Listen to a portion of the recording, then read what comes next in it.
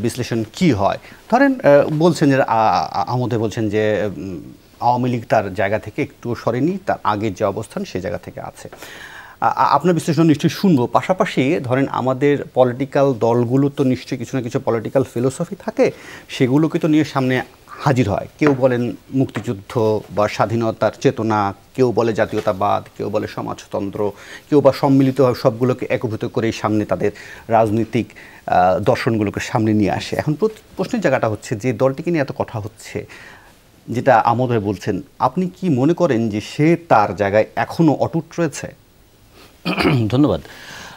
আহমেদ ভাইয়ের একটা কথা সত্য ধরেই আমি শুরু করি যে আওয়ামী লীগ আগের জায়গায় নেই, কারণ আওয়ামী লীগ গতিশীল। গতির মুখটা কোন দিকে? সেটা কি গণতন্ত্রের দিকে নাকি স্বৈরতন্ত্রের দিকে? সেটা কি শোষণমুক্ত সমাজের দিকে নাকি বৈষম্যমূলক সমাজ তৈরির দিকে? 1972 সালে আওয়ামী লীগ যা বলেছিল, আর 1966 সালে আওয়ামী লীগ যা বলেছিল, আর 2024 সালে আওয়ামী লীগ যা বলছে, এই তিনটা সময়ের মধ্যে পাকিস্তান বিরোধী লড়াইয়ের সময় আওয়ামী লীগের কমিটমেন্ট কী ছিল, স্বাধীনতার পর আওয়ামী লীগ কী কমিটমেন্ট করেছিল, আর এই এখন ক্ষমতায় দীর্ঘদিন থাকার মধ্য দিয়ে আওয়ামী লীগ কী করেছে এবং কী কমিটমেন্ট করছে, এগুলো যদি দেখি তাহলে দেখবো যে হ্যাঁ, আওয়ামী লীগ একটা প্রচণ্ড গতির মধ্যে আছে। অনেক সময় আমরা ঢাকায় 6 নম্বর বাসে উঠতাম না, কন্ডাক্টর বলতো এই পিছন দিকে আগে যান, পিছন দিকে আগে যান। তার মানে অনেক সময় মনে হচ্ছে আমরা পিছন দিকে এগিয়ে যাচ্ছি কিনা। কারণ স্বাধীনতার পর আমাদের যখন বৈষম্যটা, আমরা স্বাধীনতার শুরুতে আমাদের কী ছিল যে একটা আমরা সাম্য সমাজ চাই। হ্যাঁ, আমাদের যে 10ই এপ্রিল 1971 সাল, যে আমাদের যেটাকে বলে ম্যাগনা কার্টা যদি বলি, যে আমাদের স্বাধীনতার কি কি আমাদের অঙ্গীকার ছিল, তো সাম্য, সামাজিক ন্যায় বিচার এবং মানবিক মর্যাদা। আচ্ছা ভাবুন তো আজকে সাম্যের অবস্থাটা কোথায় দাঁড়িয়েছে? আওয়ামী লীগ তো এতদিন ক্ষমতায়, তাহলে সাম্য মাপার জন্য বা বৈষম্য মাপার জন্য যে গিনি সহক, সেই গিনি সহকে আমরা একটা চূড়ান্ত বৈষম্যের জায়গায় আছি। আচ্ছা মানবিক মর্যাদার জায়গাটা কোথায় আছি? মানুষের মধ্যে এখন একটা পত্রিকাও বলছে যে আমরা জানতাম কিন্তু বলতে সাহস পাই নাই, আমরা কিন্তু বেনজির সম্পর্কে সব জানতাম, তাহলে সব জেনেও বলতে পারি নাই। এক বেনজির, শুধু বেনজির না, বেনজির একটা মাপকাঠি। কীরকম, কীভাবে বেনজিররা বেড়ে ওঠে, কাদের ছত্রছায়ায় বেড়ে ওঠে এবং কিভাবে তারা হাত ধরাধরি করে চলে। বেনজির সহায়তা করে সরকারকে, সরকার সহযোগিতা করে বেনজিরকে। তাহলে এটা দিয়েও বোঝা যায় যে ডেমোক্রেটিক তো কোনো কালেই বলেনি যে বেনজির বা আজিজ তাদের কেউ, বা এখন যেটা শুনতে পারেন আপনি, যেটা আপনার পাশে আমোদ হয়তো বললেন। আচ্ছা, তাহলে তা যদি কেউ না হতো, তাহলে বেনজিরের যে অস্বাভাবিক উত্থান যেটা দেখেছি আমরা সম্পত্তির, তিনটা জিনিস আমি যদি দেখি, বেনজির গোপালগঞ্জে জমি কিনেছে 600 বিঘা। আচ্ছা, বাংলাদেশের আইন অনুযায়ী 1950 সালে জমিদারি প্রথা বিলুপ্ত হওয়ার পর 375 বিঘার উপর জমি থাকার বিধান ছিল না। তারপর 1971 সালে দেশ স্বাধীন হওয়ার পর 72 সাল থেকে 100 বিঘার উপর জমি থাকার কথা না। তাহলে কিভাবে গোপালগঞ্জে বেনজির 600 বিঘার উপর জমি কিনে ফেলে?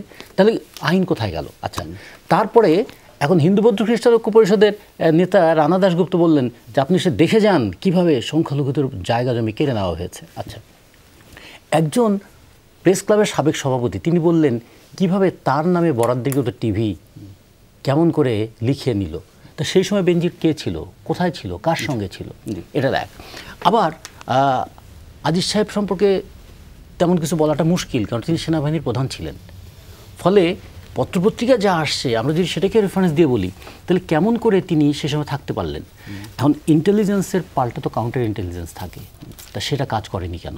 আচ্ছা, তারপর ধরুন সোনা চোরাচালানির সঙ্গে যুক্ত, হীরা চোরাচালানির সঙ্গে যুক্ত 3বারের সংসদ সদস্য, তিনি ভারতে গিয়ে টুকরো টুকরো করে তাকে হত্যা করে ফেলা হলো। এখন তার সঙ্গে যে যুক্ত হয়েছে যে ব্যক্তিরা, যারা টেলিফোন কথোপকথনে যাদের নাম বেরিয়ে এসছে, তারা আবার আওয়ামী লীগের জেলা পর্যায়ের নেতা। এখন কি আওয়ামী লীগ বলবে ওরাও আমাদের কেউ নয়? তো ফলে যখন কেউ এমন একটা জায়গায় চলে আসে, তখন যদি ক্ষমতাসীনরা বলে ও আমাদের কেউ নয়, তখন আবার মনে হচ্ছে ক্ষমতায় যখন ছিলেন কিংবা ক্ষমতাকে টিকিয়ে রাখবার জন্য যখন যাদেরকে প্রয়োজন ছিল, তখন কি তাদেরকে কখনো উপেক্ষা করেছিলেন? জি, রতন ভাই আপনি যে প্রশ্নটা তুলছেন, ফাঁকে আমোদ ভাই যেহেতু আছে, তাহলে আমোদ ভাই কাছে এই প্রশ্নটা একটু ছোট্ট করে যদি উত্তর দিতেন তাহলে ভালো হতো। যেটা তুলছিলেন প্রসঙ্গ, যে বেনজির যেভাবে গড়ে উঠছিলেন, কিংবা ঠিক আছে বেনজির সরকারি বা আজিজ সাহেব সেটা ছিলেন, কিন্তু আনোয়ারুল আজিমের বিষয়টা, সেটা তো আপনাদের দলের লোকই।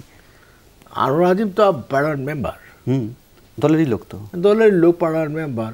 এখনো তার মৃত্যু সম্পর্কে অফিসিয়াল ডিক্লারেশন পাই, কিন্তু স্বর্ণ চোরাচালানের যে প্রসঙ্গটি এসেছে সেটা তো পত্রপত্রিকায় এসেছে। এগুলো তো আমাদের মিডিয়া যা এসেছে এখনো তার সম্পর্কে তো আমরা কথা বলবো না। তাকে জানতাম, সে এমপি হয়েছে, তার জনপ্রিয়তা ছিল। এখন তার পেশা কী ছিল এটা তো আমাদের জানার কথা না। মিডিয়া অনেক কিছু চলে আসে। মিডিয়া তো আপনার একদিন ফুলে চলে আসছে যে এত সংখ্যক 400 অতিক্রম করবে, নরেন্দ্র মোদী আসন পাবে। তাতে সত্য হয়েছে? একসময় যখন ছাত্র ছিলাম স্কুলে, পরীক্ষার খাতায় আসলো যে ছাপার অক্ষরে লেখা হলে কি তা সত্য হয়? তো লিখলাম না, অসত্য। মানে একটি কথা ছাপার অক্ষরে যা এসেছে তার সম্পর্কে পত্রপত্রিকা চ্যালেঞ্জ করতেই পারেন, কিন্তু আপনাদের না, দলের challenge একজন না। সংসদ সদস্যর বিরুদ্ধে যখন এই আমার অভিযোগ, একটা সংসদ তখন সদস্য- দলের পক্ষ থেকে কি চ্যালেঞ্জ করা হয়েছে যে না, না, আমার আমাদের কোনো সংসদ MP সদস্য, আমার কলিগ, তার মৃত্যু সম্পর্কে এখনো আমি অজানা। তার মৃত্যু হয়েছে কি না, তার সে বেঁচে আছে কি না, তার মৃত্যু হয়ে গেছে বা তাকে মেরে ফেলা হয়েছে, কিল করা হয়েছে, যদি এটাই ধরে নেন, তাহলে আমার একটা কলিগ, একজন সংসদ সদস্য, তার সম্পর্কে এই সমস্ত নিউজ দিয়ে আপনি কি কিলারদের পক্ষে কথা বলছেন না? যে যারা খুন করেছে তাদেরকে সাপোর্ট করছেন না? এখন তো এই বিষয় একটু ক্লিয়ার হয়নি।